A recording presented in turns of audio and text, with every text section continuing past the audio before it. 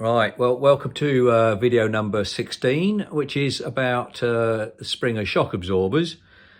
My bike, having been stored in a shed for 12 years before it was done up, or at least ways all the rubber parts were renewed because the tyres were solid and so on. Since I bought it from the dealer, I've done about 1,500 miles, and the forks, or springers rather, have developed a clunk of going whenever I go over bumps. It behaves reasonably well as far as, you know, I mean, I've had 100 miles an hour out of it on the motorway, and it behaves all right, but it just has this annoying clonk. I don't ear roll round the corners and things, so it doesn't bother me. The handling of it doesn't seem to be affected for the sort of driving that I do.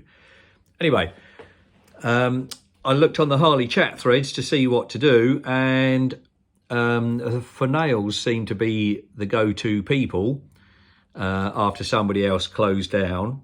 So I did some inquiries, and they're air shocks like you get on push bikes.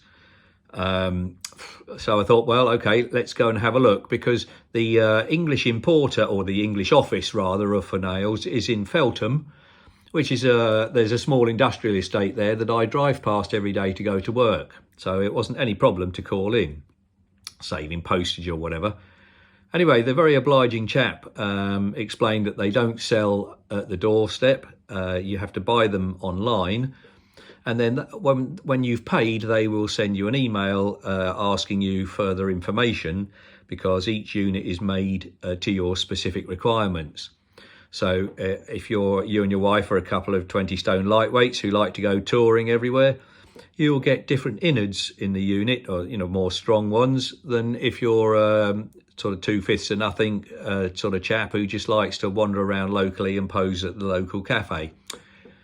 So I thanked him very much for his information, said I'll go and have a look, and I'm driving home and thinking, it's a lot of money. They want £340, plus you have to buy one of their pumps, one of their air shock pumps, because the bicycle versions are not up to the job. And I thought, so by the time you've spent 340 plus a specialist pump, which is going to be, what, 40 or 50 quid, you're not going to get much change out of £400. And I thought, that's a lot of money for something which you then have to faff about with if you leave it over winter, and then you've got to recheck that it hasn't gone down, or you've got to pump it up if you go away. Seems like a lot of ag. So I decided to do some further research, and the good old interweb came up with ARH Customs. Now they do over 200 different suppliers they have, producing obsolete Harley parts, or current Harley parts, I guess, as well, aftermarket ones, obviously. So when I have a look, they have two on their books. They have a DOS one, which costs £78, and they have Palco, which costs £223, I think it was. Hang on a second, I wrote it down. Yes, £223.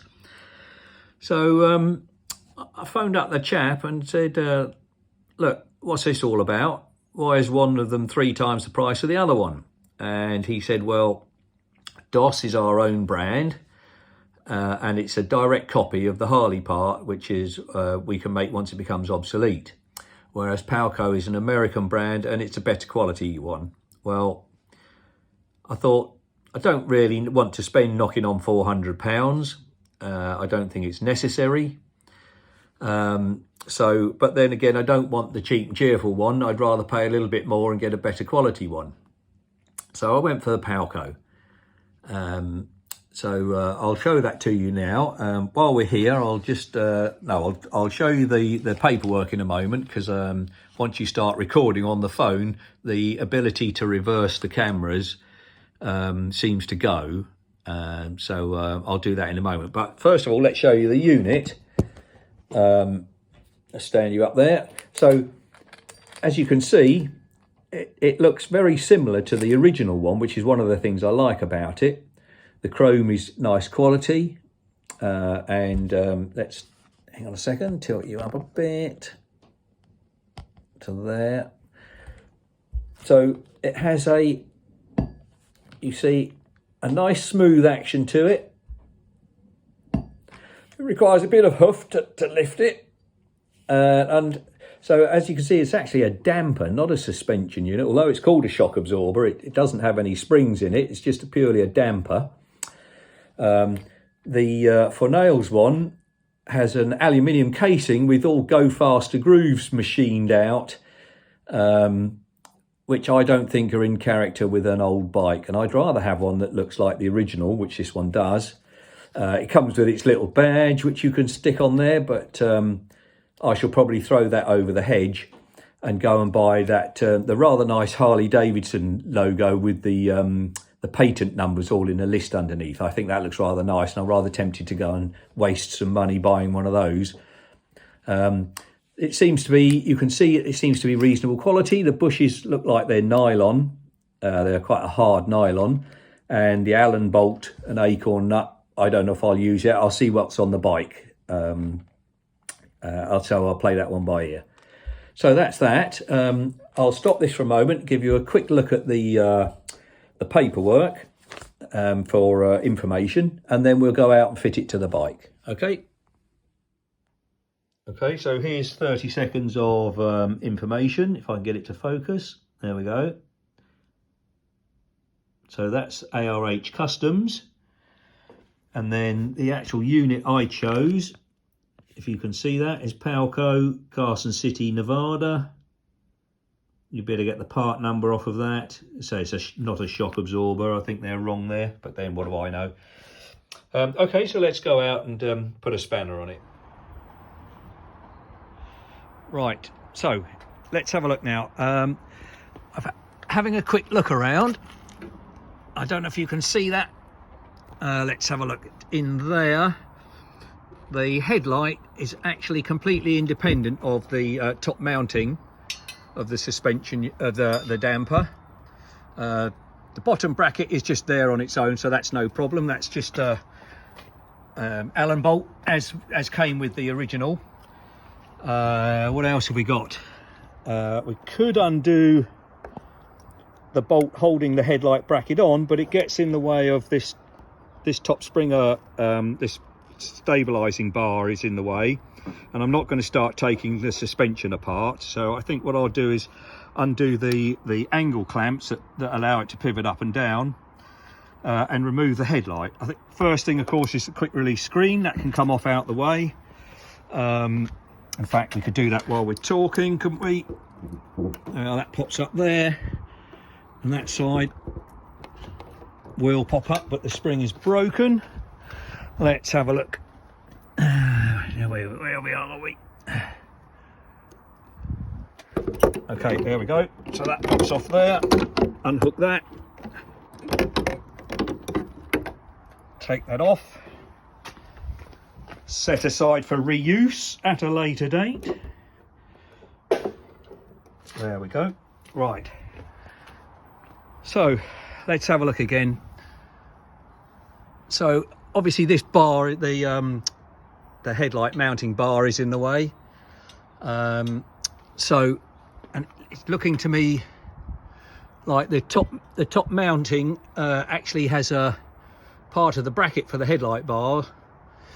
And that seems to have a U clamp in there rather than a bolt hole. So I think when this is loosened off, this bar will come loose and is then only held on by these two brackets, one each side. So it'll be a case of undoing those two, one there and there, slackening that off, and then this whole bar should come out the way complete with a horn, which will give us some access to work behind it. So I'll just put you on pause. I got for Christmas, thank you Santa, this rather nice tripod with a mobile phone holder, which you can see there, just it screws up and down, and you can plonk your camera in there. I don't have a GoPro or anything, but this should reduce the amount of this with me holding my fingers over the lens, but it's all a bit of fun. So just hold on a moment while we move on. Right, so let's take this, I think we have to take this lot off out the way. You can see I have looked out the correct size Allen bolts. So if we loosen off the headlight pivot, or remove it rather, you can see that it is possible to remove the actual bracket that supports the headlight. This would of course preserve your angle for your beam, but it's not really any problem to wait till dark and then reset it up, because it's just a simple swivel. And I don't have any ball-ended Allen keys rather with me, so I'll just take those off, and I'll see about whether we have to tie this back out the way or if it will rest somewhere safely. I don't anticipate any problems with that.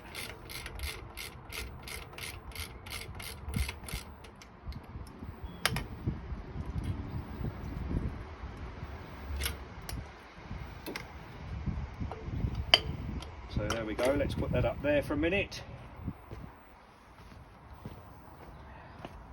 Yoink. Keep the two bolts together. Okay, so that gives us, what have we got? Okay, so the bracket is much easier to get to now. That removes this bar.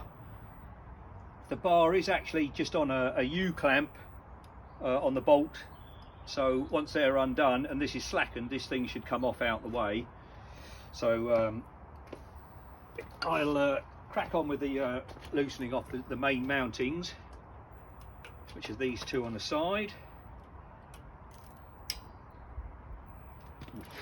Oh, that's tight. Okay, so I'm going to have to be careful with this one.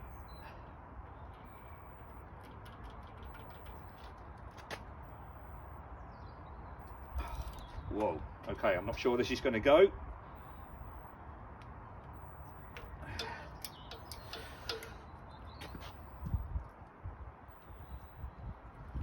Okay, let's try this one, see how much we can persevere. I don't like that. Okay, that one's gone straight away, so let's go back to this one then. I might get some WD-40 on that and come back to it, but it certainly doesn't want to shift at the moment.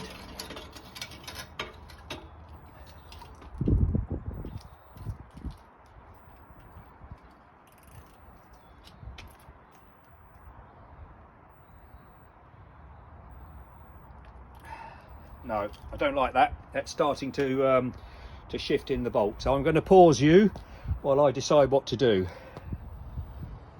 So having given this a bit more stick, the Allen key has rounded in the bolt.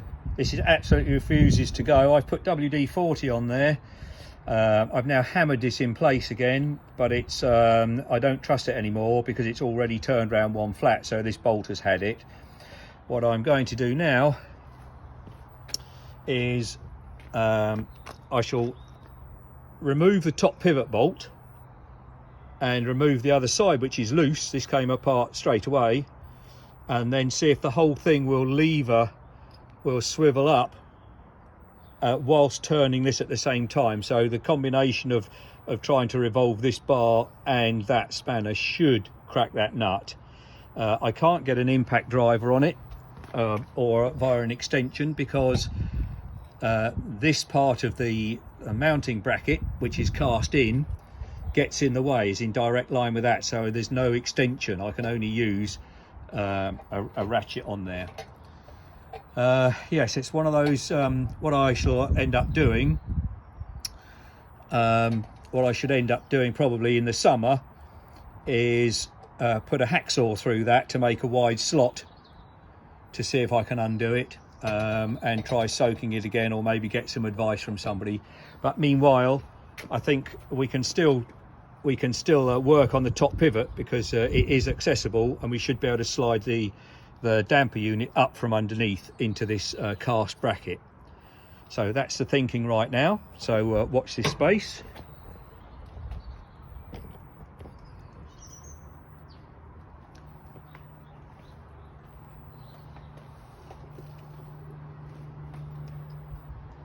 So I'm pushing the wires down out the way.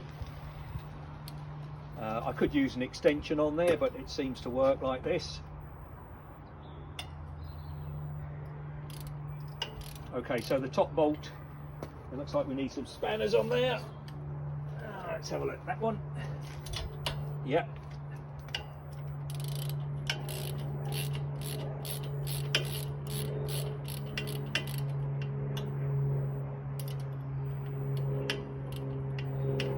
Might be better with an extension, just to get out of the way of the rest of the gubbins.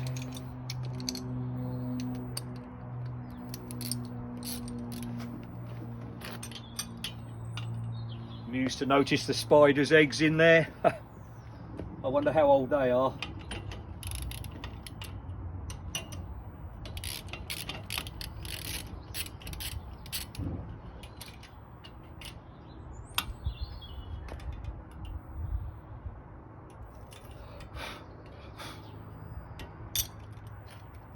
I'm out.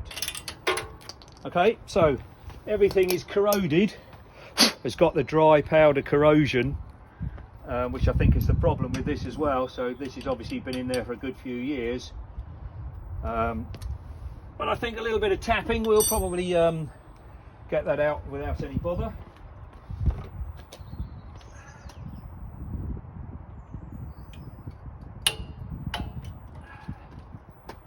There we are, move the cables.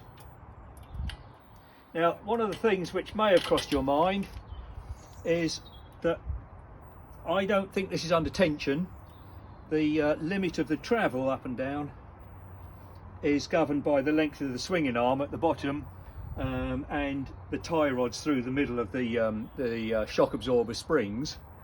And because this is only a damper, you should be able to theoretically pull it out and just extend the new one to the correct length without having to compress anything, because I don't believe that it's so far under tension that the springers rely on the damper rod not falling apart to hold it on its full length of travel, because that would smash it up bouncing around. So this is just a question of putting the new one in. This is already loose, which I'm pleased to see, and is sliding down out the way. I'm not sure what that button is on the top. The new one doesn't have one. That's something to investigate at a later date. And the fact that it slides down straight away makes me think that it is actually knackered. So let's take the bottom one out and see if the whole thing will come out. I may well still work on this to loosen that off for future. It is soaking in WD-40 at the moment. So let's do the same thing on the bottom.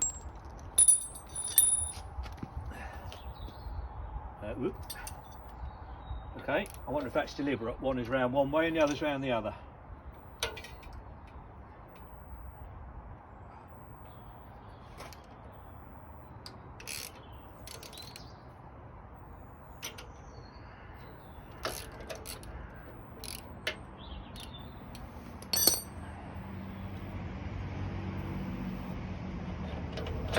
So again, everything is covered in this white powder of corrosion where it's not been disturbed.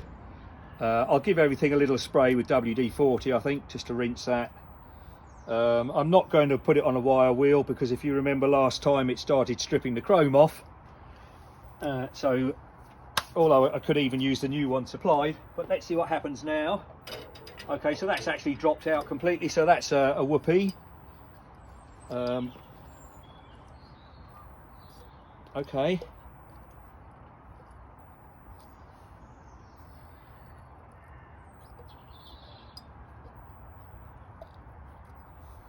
That does actually feel all right. I may have. I won't say I've wasted the money, but what's that one? That's a Showa shock.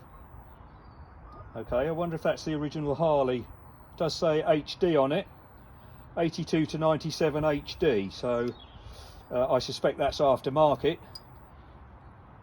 Does feel good. I'm not, which is a bit disappointing in as much as I'm not expecting any difference.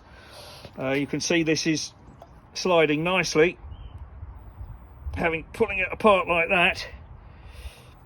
Well, we'll fit the new one because we've come this far. So let me go and get it. I don't know what this top bit does.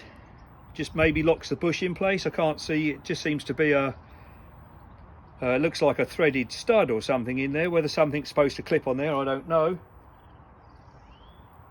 Anyway, I'll put you on pause again and I'll go and get the new one and we'll put it all back together.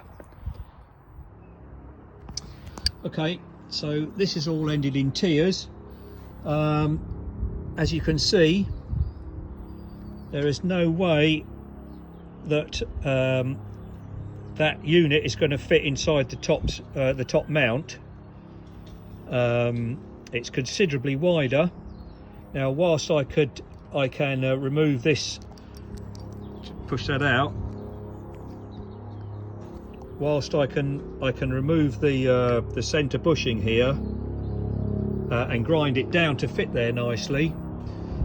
You can see that the original one, which has got although it's a shower, it's got a Harley Davidson stickers all over it. You can see that the original bushings are considerably narrower, the rubber bushes. So whilst I can grind this tube down, there's no way that I can cut that rubber to have such a narrow part there, look. So it's just simply not going to fit. I'm not prepared, let me just be careful with that because I'll probably have to send it back.